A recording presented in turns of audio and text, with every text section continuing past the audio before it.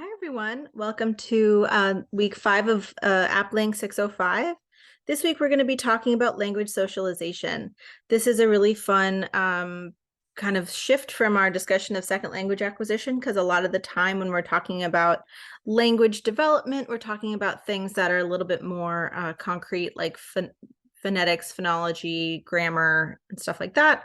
This is an opportunity for us to take a step back and look at the more pragmatic and discursive aspects of language development and language acquisition, where we look at language socialization and membership in communities and identity, and really great conversation starters therein. So very briefly, let's talk about what we studied last week. So last week we talked about the individual differences in second language acquisition. So we talked about motivation, age, learning styles, intelligences, all that stuff. But, one of the biggest takeaways that I wanted you to have from last week is that the studies really examine correlation between these factors and student abilities in second language development and acquisition, not causation, right? We're talking about correlation and not causation. So for this week, we're going to be talking about language socialization. So I'll be talking about a definition of language socialization. We'll also be talking about different approaches and different research perspectives. And we'll be discussing the key points from the readings for this week. So I've collected a handful of quotes from the readings, and I wanted to highlight a few for you. So language socialization is rooted in the notion that the process of acquiring a language is part of a larger process of becoming a person in society. So any language that you're learning, you're talking about socialization, about both the language use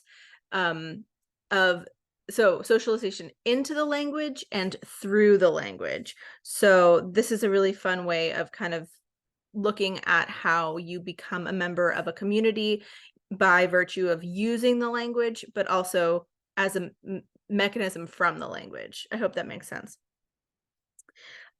Socialization involves local theories and preferences for acting, feeling, and knowing in the community, and it's socially recognized and organized practices related to membership in a social group or that community.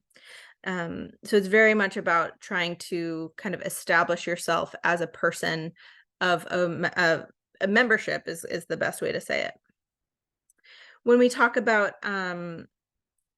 socialization, a lot of times we talk about how young children are quote unquote apprentices who are learning how to become socially functioning human beings and adults. And these adults that they're becoming are then, the experts. So children are looking towards adults as the experts who can kind of like serve as models and give them the input that they need to become a member in that group. Yeah, so the other thing that I wanted to highlight is that socialization involves different ways of using language and using different codes if you're or varieties of a language in a multilingual community. So this is a really fun way of looking at multilingual and multicultural communities to see kind of where the codes switch when we talked about code switching a few weeks ago.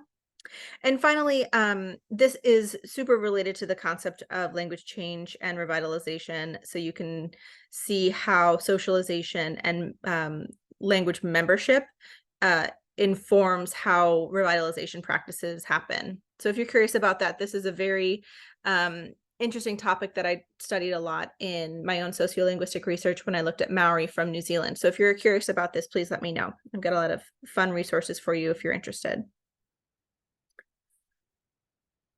So the other thing that SLA socialization looks into is this idea of, well, all these other components here. So we've got power, culture, identity, agency, affect, ideology. And this is related to the things that motivate motivate second language learners. So L2 socialization, this is a quote from Duff and Ptolemy. L2 socialization views language learners and users as socio-historically and socio-politically situated individuals with multiple subjectivities and identities, which are inculcated, enacted, and co-constructed through social experience in everyday life. So that is a little bit of a mouthful, but basically is just really trying to hone in on the fact that anybody, be it L1, L2, L3, learners and users, are situated, are placed in a society where your identity and your membership in a social group is constructed through language and through everyday life. I hope that makes sense. If that doesn't, please let me know.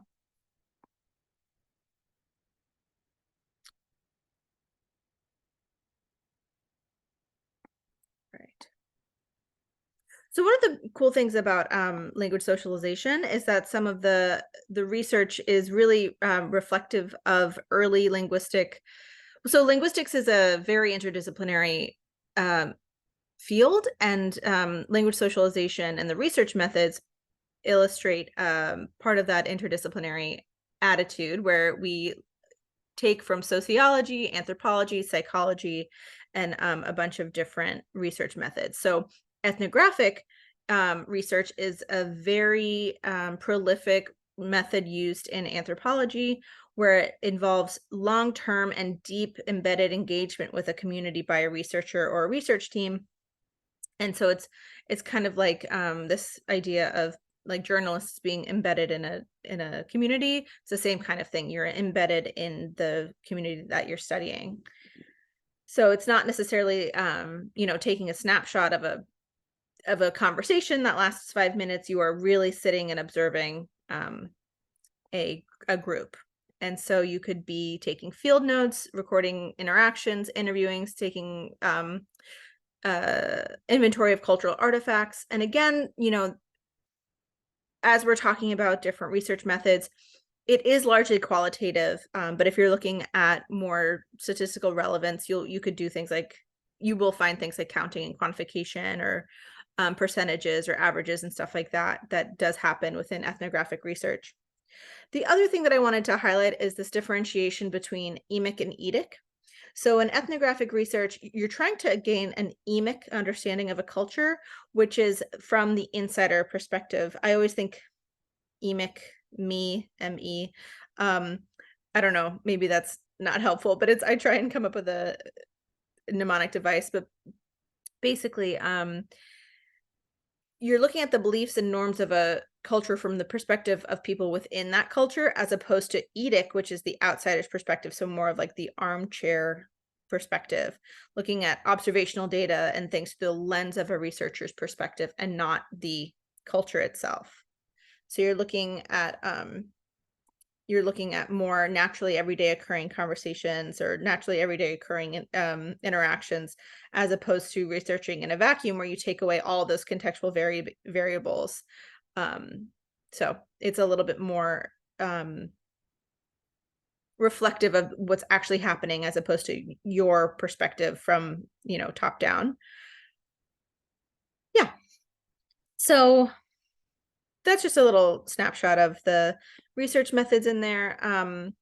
So as we're talking about language socialization, I really want to highlight Eleanor Oakes, and she's one of the coolest scholars in this field, because she really does, again, as you can probably guess, I love interdisciplinary approaches, and she's really wonderful at incorporating anthropology, sociology, linguistics, and cross-cultural perspectives therein. I think it's important to include the cross-cultural understanding of that.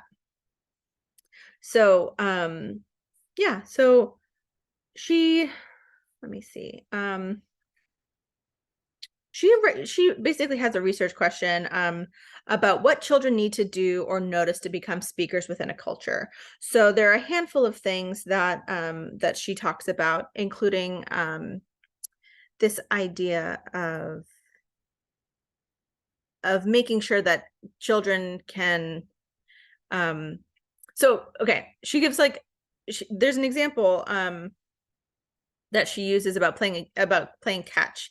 So children need to learn by watching other people do it, because if they just simply start throwing a ball and nobody catches it, then they're not actually going to be understanding that catch is a give and receive kind of activity.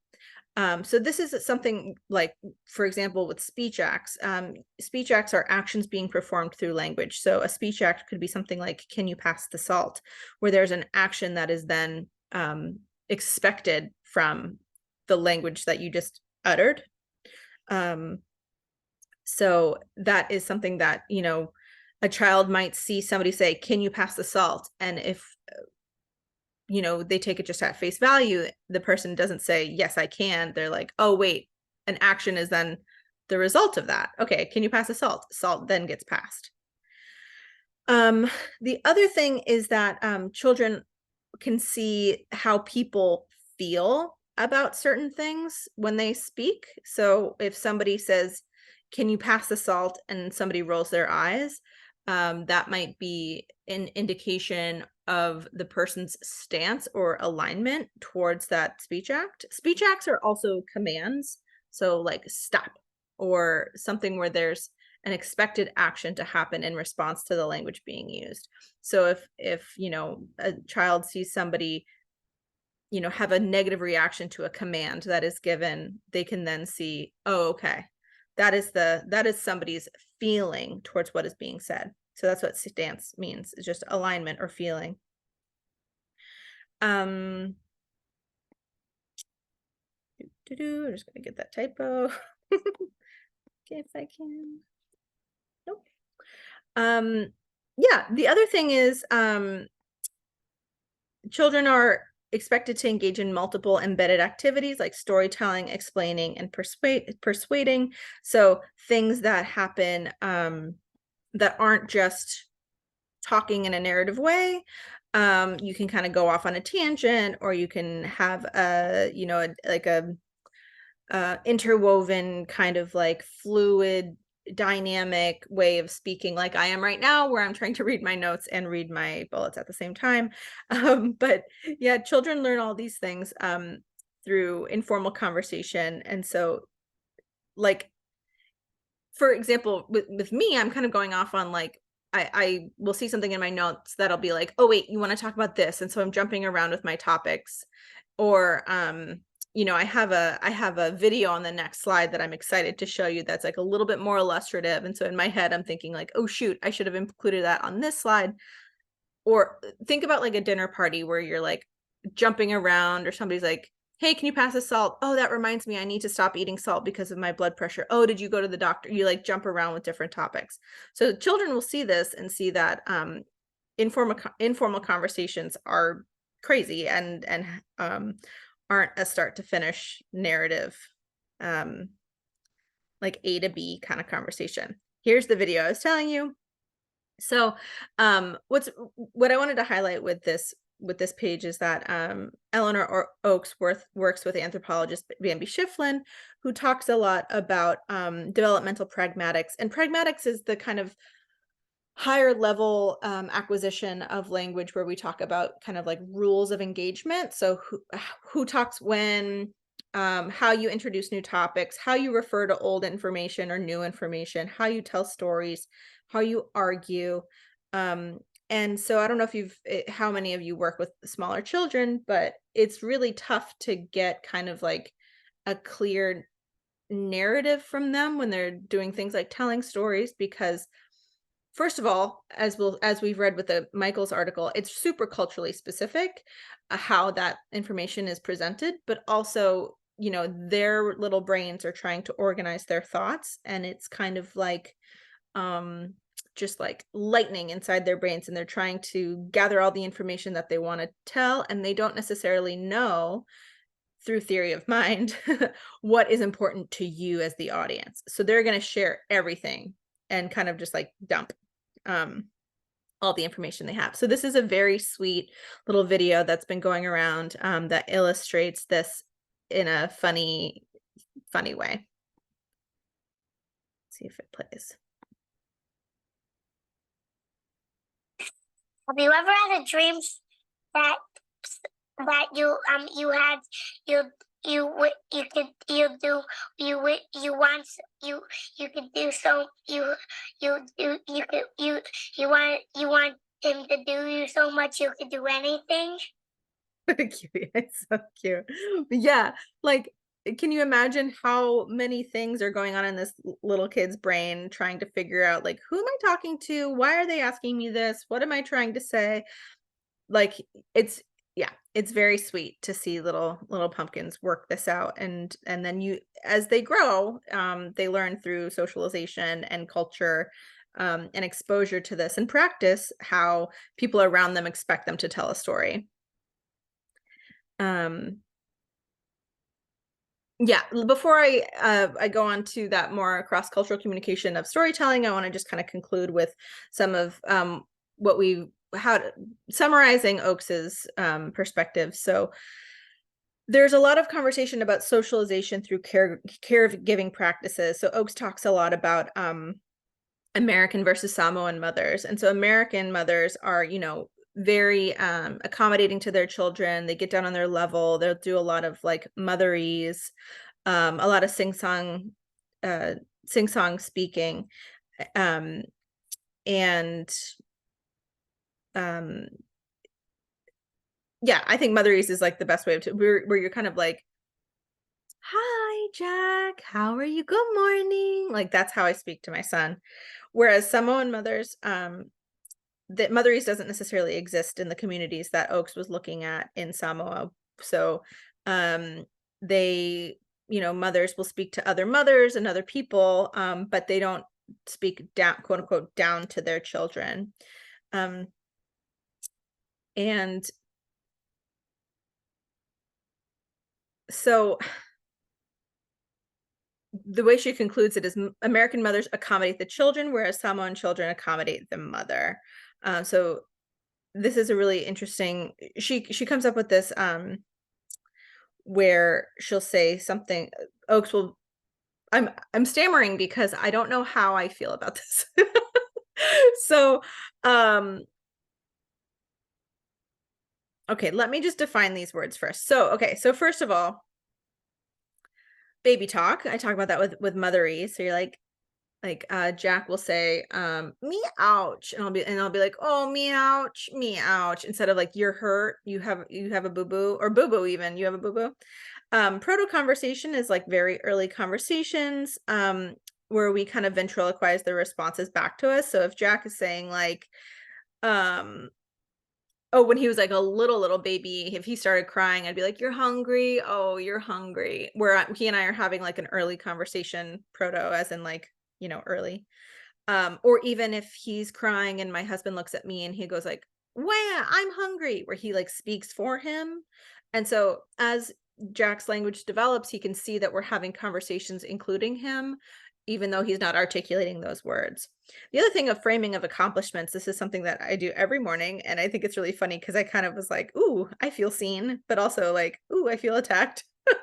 Because I wasn't quite sure if Oakes thought that this was beneficial or not, but, every morning, I thank Jack for making coffee for me because I have him in my arms, and I'll count the scoops of coffee that I pour into the filter, and I'll pour in the water, and then he'll hold a spoon or something, and I'll be like, "Thank you so much for making coffee for us." It's very like that kinda thing where I frame his accomplishments, as being the one that made the coffee. So let me get back to the the quote that just kind of whisked me off my feet. So, um, I'm not sure how I feel about this, but Oakes is actually trying to.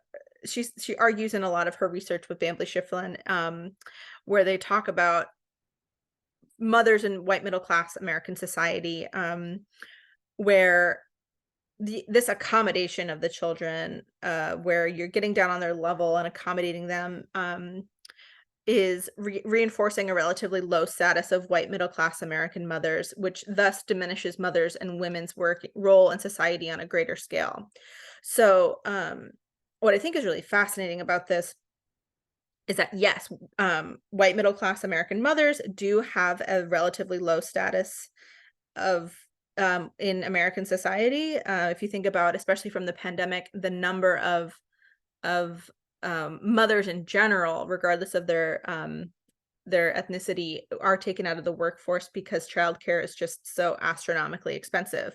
And I'm not saying that white middle class American mothers have it worse than any other group. They actually are actually in a lot better they slash we are in a lot better status than lower class and mothers of color. So it is like just, you know, staggering to see how low of status mothers have in American society based on the lack of resources that we, you know, the lack of resources towards childcare in general.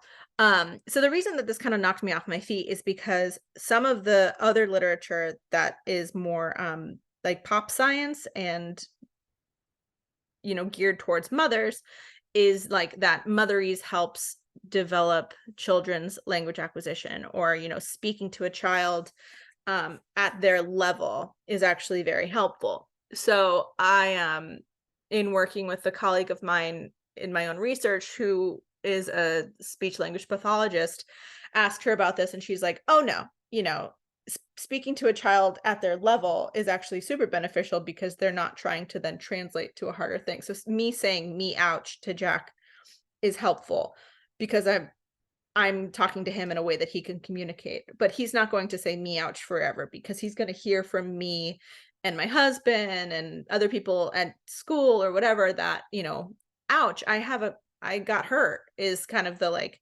more acquired way of saying that. Anyway, I can talk about this forever, but I just wanted to highlight this quote because I think it is something very fascinating, and I'd love to hear what you all think. Okay, let me stop. My goodness, Grace, my goodness. Okay, so Michael's. This is an article that I just added because I've had this in my cross-cultural communication class. I really wanted to highlight her work because it's very seminal to looking at cultural differences in institutions where we actually don't necessarily talk about accommodating cross-cultural differences in the classroom very often. So her study looked at this a sociolinguistic and cross-cultural approach to an ethnically mixed first grade classroom. So in the classroom, there is this activity called sharing time where children are called to describe an object like a show and tell, or give a narrative account of a past event to an entire class. So last night I went to the like trampoline park and I twisted my ankle. So the teacher, through her questions and comments, is really trying to like get to the bottom of the story and bridge the gap between how the kid talks, which is that, you know, did you ever have a dream where where that kind of home-based discourse where you can kind of just like meander and your mom's like, uh-huh, yeah, cool, sweetie. And then what is expected in a school system. So this quote unquote literate discourse of a school system, which is very narrative and very linear. But through you know, it's through her investigations, Michaels looks at how when children come from different ethnic backgrounds, they also come from different backgrounds of expectations of how to tell a story. And unfortunately, when the children's discourse is mismatched with the teacher's expectations, they are then at a disadvantage for performance later on in their school overall. So there's a lack of support for students who have a different way of presenting information.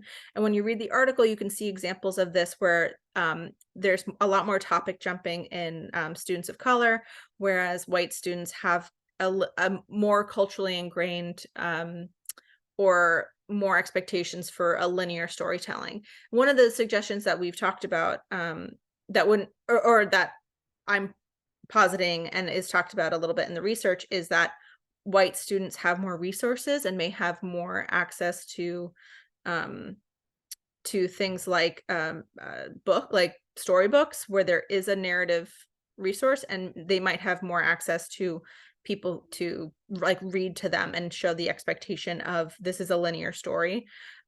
Whereas students with lower resources may not have a caretaker at home give them that one-on-one time to illustrate, to map out the narrative A to B storytelling. But the other thing is should that be pathologized in the classroom, right?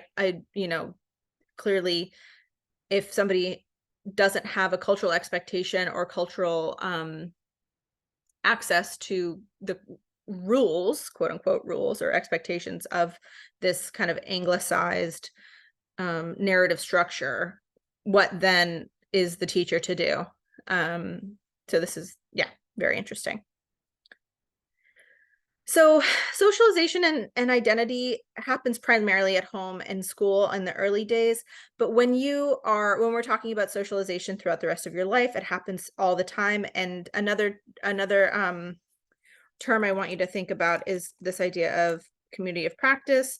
And this is something that we will talk about in more detail, but community of practice is this idea where you basically establish membership with a group of people surrounding a shared activity. So like a bowling league or a book club, or for you, your identity as graduate students, you have the membership of being from UMass Boston, applied linguistics students.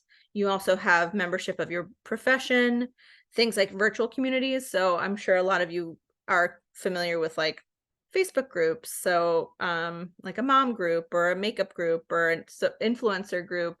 Or for me in the Foreign Service, there's this phenomenon called being a trailing spouse. So I, as not the State Department person, I am a trailing spouse, which is such a pejorative term for it. But there is a Facebook group called Trailing Houses. So people who move overseas and how to the resources for moving overseas and how to, handle all that stuff. When it comes to gender, boys, girls, women, men, non-binary and trans communities, socialization happens very early on in terms of fitting into the binary gender norms, and then that follows throughout the rest of your life. But luckily, thankfully, kids these days are a lot more accommodating for people who don't fit into the black and white gender binary. And yeah, this is just another summary of the socialization signals or socialization that allows us wait, how do I want to say this? So yeah, what socialization gives us.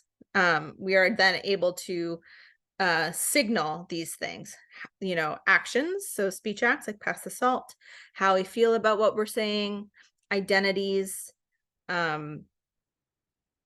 activities. And so this, how do I define the interaction that we're in, and that how I define the interaction is also called framing. And yeah, I'm kind of speeding up because I really want to get you to the activity. I'd love you to have a lot of time to look at the discussion board and play with the activity for the week.